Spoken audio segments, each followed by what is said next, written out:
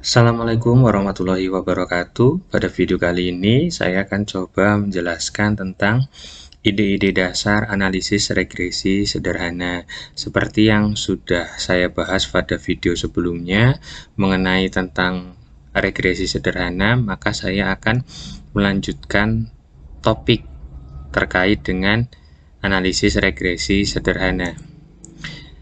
Di sini yang akan saya bahas yang pertama yaitu mengenai tujuan analisis regresi, di mana seperti yang sudah saya jelaskan pada video sebelumnya, regresi itu kita melihat seberapa besar pengaruh variabel X mempengaruhi variabel Y. Dan poin yang pertama di sini yaitu tujuan analisis regresi yang pertama menduga hubungan antar variabel Y dengan fungsi X. Jadi sebenarnya apa saja sih yang mempengaruhi dari variabel Y?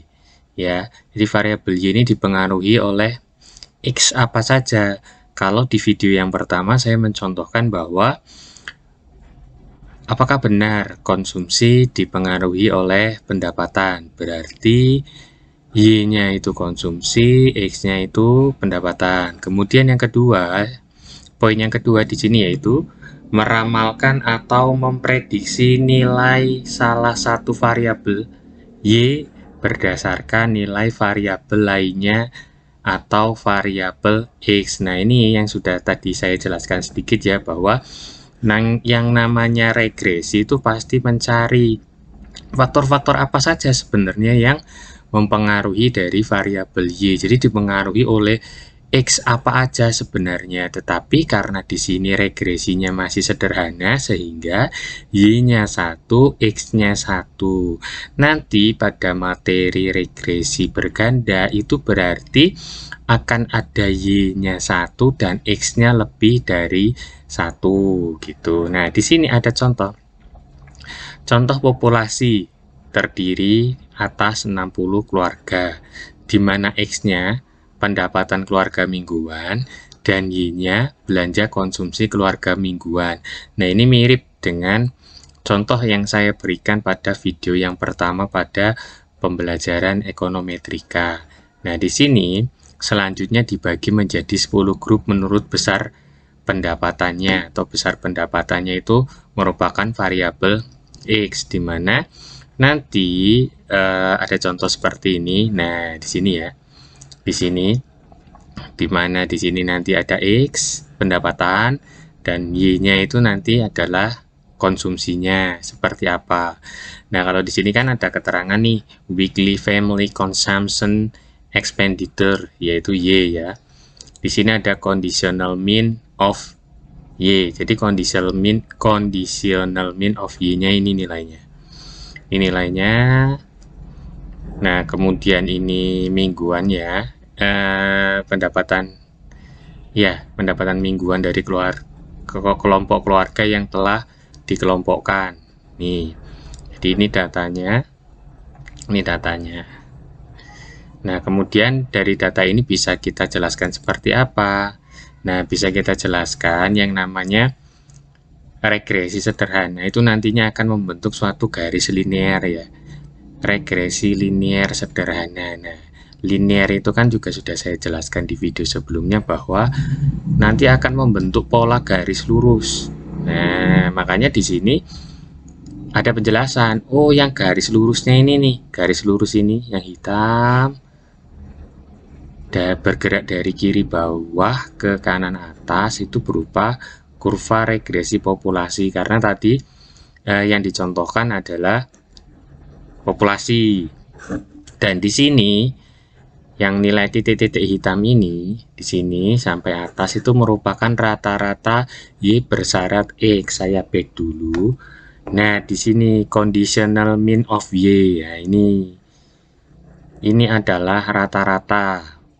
Nih, rata-rata Y bersyarat X, ini hasilnya dari tabel yang sudah saya tampilkan pada slide sebelumnya. Di sini ada weekly consumption expenditure, di sini weekly income ya. Di sini pendapatannya, di sini pengeluaran ya untuk tingkat konsumsi.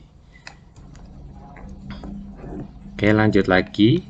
Nah, di sini ada fungsi regresi populasi, function regression population. Jadi di sini fungsi pengertiannya, fungsi yang menyatakan rata-rata populasi dari distribusi Y untuk XI tertentu yang berhubungan secara fungsional dengan XI. Di video sebelumnya juga sudah saya jelaskan, jadi nanti fungsi regresi populasi itu yang seperti ini, yang langsung bawahnya ini ya.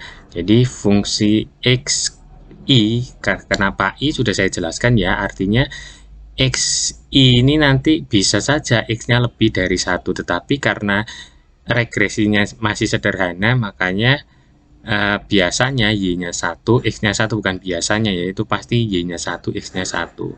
Dan inilah secara ya garis regresinya. Fungsi regresi populasinya F XI sama dengan beta 0 plus beta 1 XI. Jadi nanti sebenarnya ini masih ada lagi dan harus ada tambahan error term ya. Nanti akan dijelaskan juga. Jadi ini terkait dengan fungsi regresi populasi.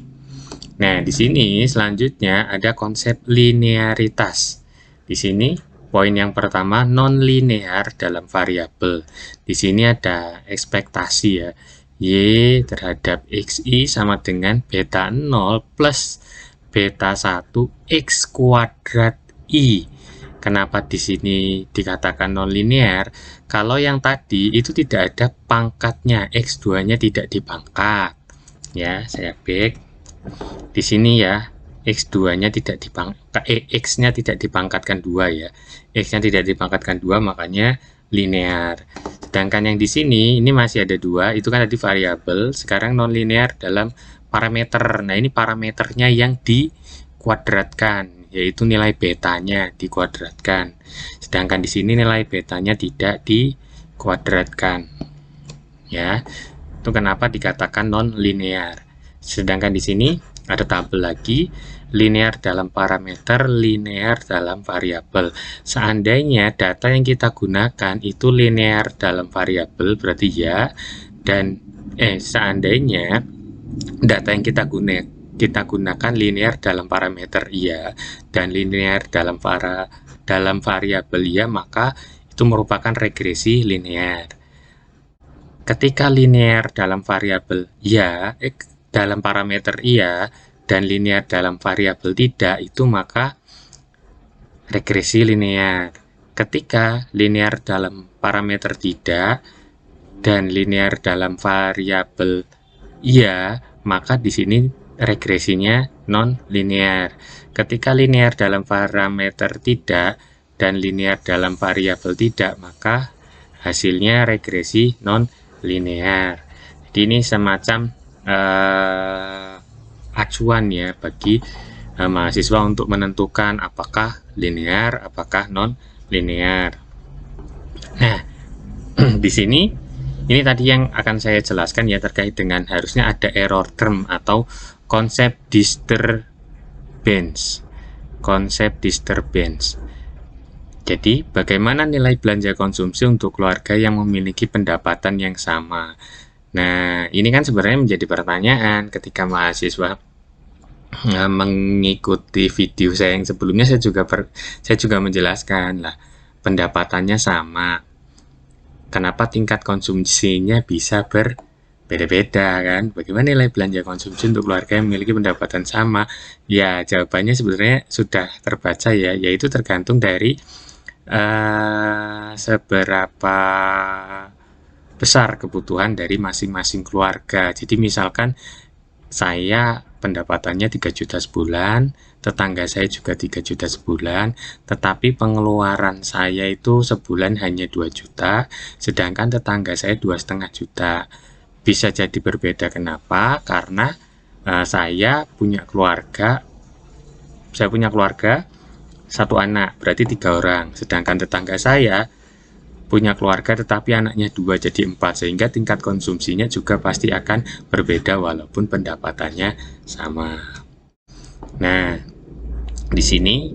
Nah, dari titik ini itu ada deviasi. Nah, kalau mahasiswa besok dapat mata kuliah statistik ya, karena belum dapat, jadi belum begitu paham ya deviasi itu digunakan buat apa. Makanya saya juga agak sedikit bingung karena ekonometrika diajarkan terlebih dahulu gitu, sebelum matematika lulus, sebelum ilmu ekonomi lulus, dan sebelum statistik lulus. Seharusnya besok dibalik, jadi nanti mahasiswa tinggal mengikuti. Jadi ini ada nilai deviasinya dari titik ini ke titik ini sampai ujung, itu ada nilai deviasinya. Nah, di sini penjelasannya ya, nilai deviasi tersebut dapat dituliskan sebagai berikut ya. Di sini U ke I atau mungkin mu ke I atau error term ke I sama dengan Y I min ekspektasi Y X1, sehingga nanti di sini ketika dibuatkan garis linear regresi atau regresi linearnya menjadi Y1 ekspektasi Y X1 plus UI. Jadi nanti di sini ada plus UI. Di sini artinya pasti nanti akan ada berbagai faktor selain yang kita gunakan. Karena sekali lagi saya tekankan, karena ini masih regresi linear sederhana, maka Y-nya 1, X-nya 1.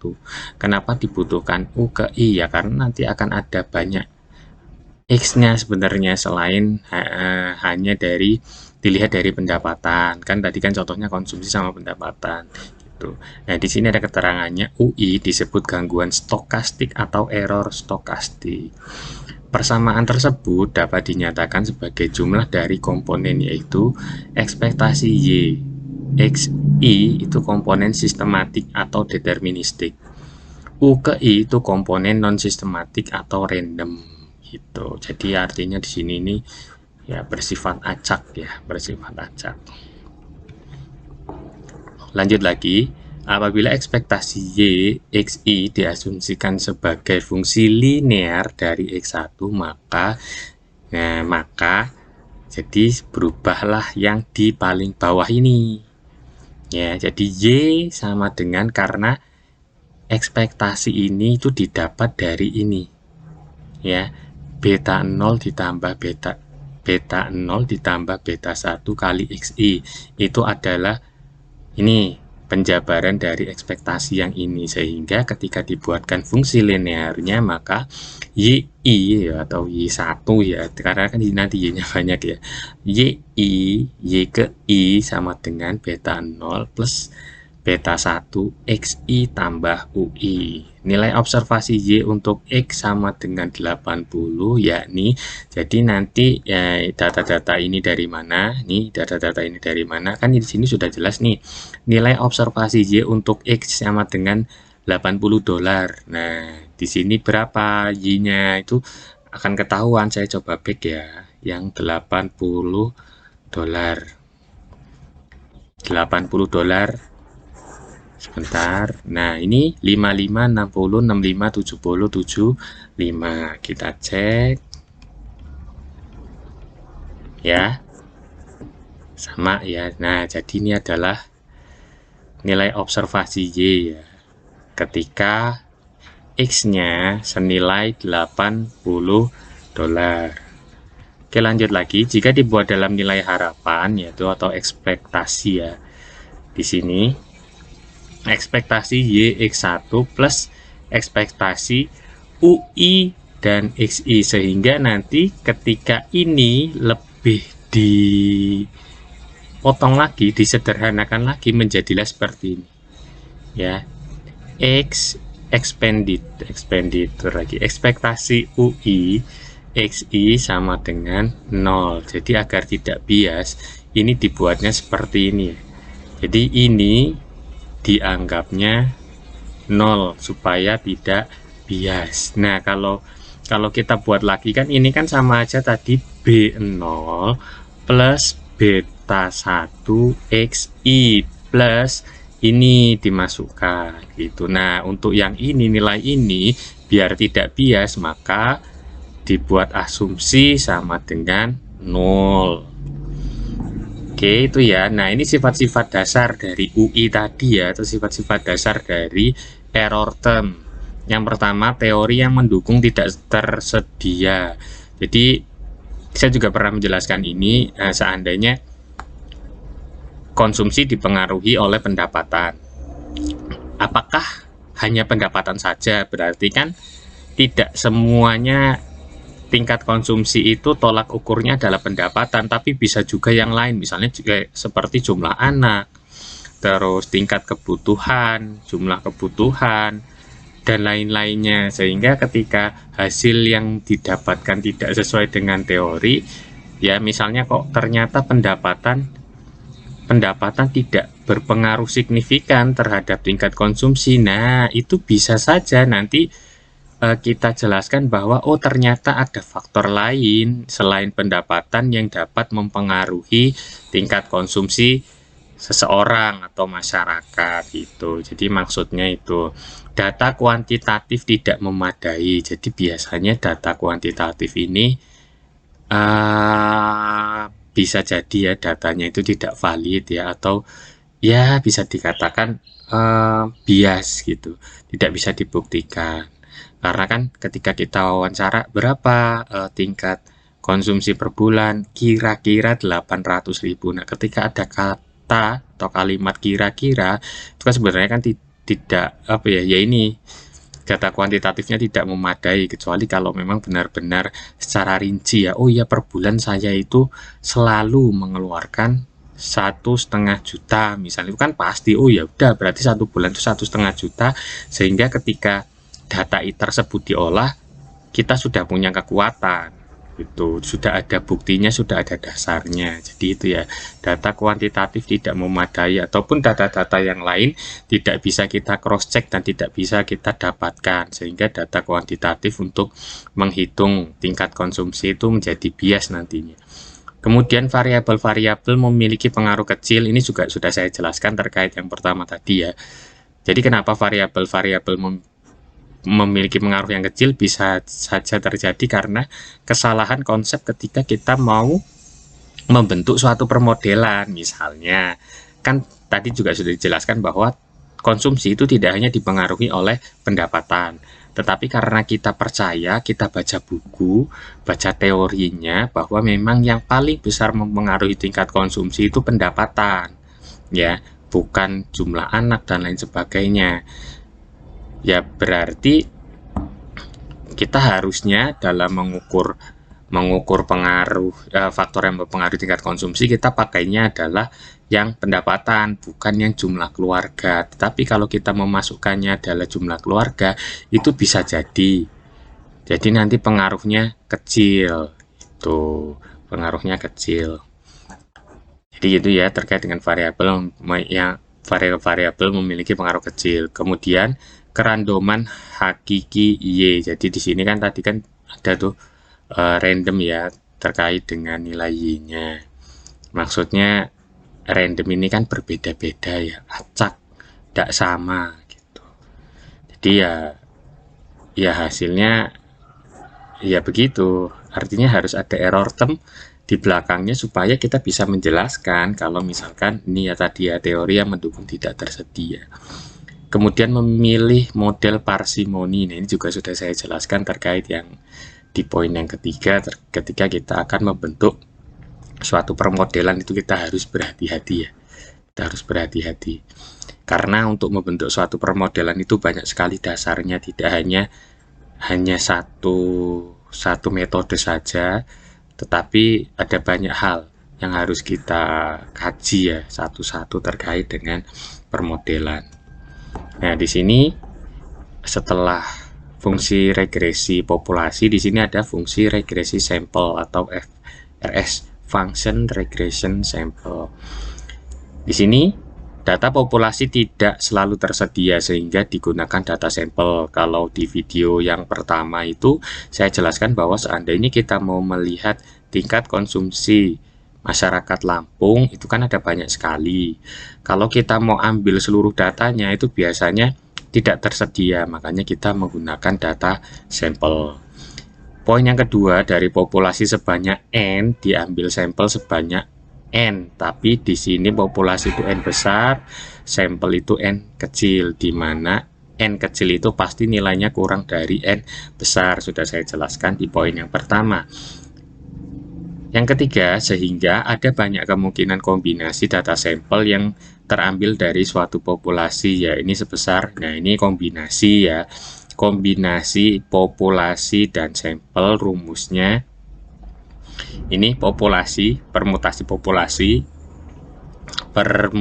sampel, di sini buka kurung, populasi dikurangi sampel, baru ada permutasinya. Nah, untuk tanda-tanda ini nanti mahasiswa tinggal ikuti saja, karena matematika ekonomi itu pasti juga menghitung kombinasi dan permutasi. Jadi nanti mahasiswa bisa baca-baca terkait dengan simbol tanda seru seperti ini ya, dan simbol J atau kombinasi. Di sini ada contoh nih, fungsi regresi sampel. Ada sampel 1, ada sampel 2. Ini juga diambil dari data yang tadi sebenarnya, tapi ada modifikasi. Nah, jadi ada sampel 1 di sini ada X, ada Y, sampel 2 juga ada X, ada Y, dan nilainya juga terlihat berbeda. Apa yang terjadi? Nah, di sini ya. Nih, ada pertanyaan, garis regresi mana yang sesuai dengan regresi populasi? Karena di sini garis fungsi regresi sampel hanya mampu mengestimasi FRP atau function regression populasi sedekat mungkin.